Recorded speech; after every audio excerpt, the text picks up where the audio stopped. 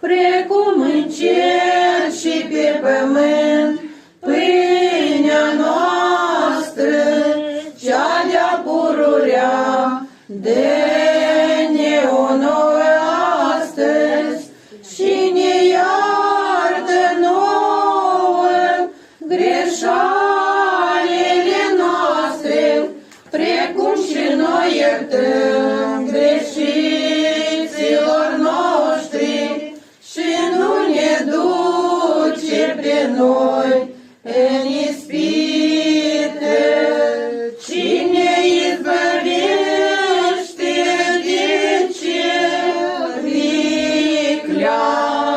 Отче наш, еже еси на небесе, да святится имя Твое, да приедет царствие Твое, да будет воля Твоя, яко на небеси и на земли. Хлеб наш насущный дашь нам несть, и остави нам долги наши, яко же и мы оставляем должником нашим.